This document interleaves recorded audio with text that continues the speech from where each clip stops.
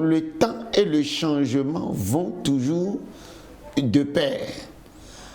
C'est à l'homme seul que Dieu a donné la possibilité ou la capacité d'influencer les événements et que je dis planifier les événements qui arrivent dans le temps. Les événements qui arrivent dans le temps. Tout à l'heure, vous avez dit que quand le temps passe, c'est fini.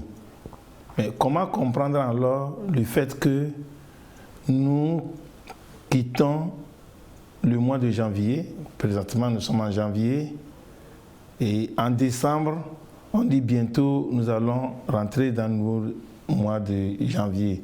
Donc on a quitté un bout de temps, on rejoint encore un autre bout de temps. Alors, si vous concevez le temps de cette manière-là, vous tombez dans le piège. Vous avez dit le mois de janvier, mais on va l'appeler janvier 2020, janvier 2021, janvier 2022, janvier 2023. Les gens pensent que le temps passe et on recommence encore. Mais en réalité, le temps est neutre. Vois les événements qui se passent dans le temps. Ce que tu dois faire dans le temps là que tu n'as pas pu faire. Ce que tu as fait dans le temps marque le temps. Alors, je donne certains exemples. Victor Hugo appartient à un temps dans la littérature française. Lamartine appartient à un temps dans la littérature française. Je prends la politique. Kwame Nkrumah appartient à un temps dans la politique africaine. Gaddafi appartient à un temps dans la politique africaine. Ces noms-là vont de pair avec le temps. Si je dis Alexandre le Grand, ça a marqué un temps dans l'histoire du pont alexandrin. Alors, chaque fois que j'énumère quelque chose que quelqu'un a fait de perpétuel, ce qui s'y ajoute, c'est le temps où cette personne-là a pu réaliser cette chose-là.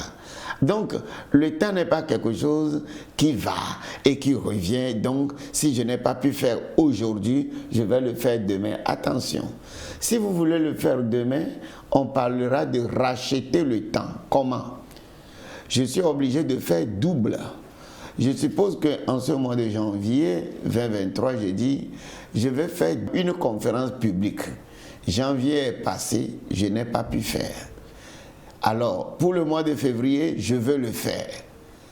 Et pour le mois de janvier, pour pouvoir être en équilibre avec le temps que j'ai perdu en janvier, dans le mois de février, je suis obligé alors de faire 2 conférences.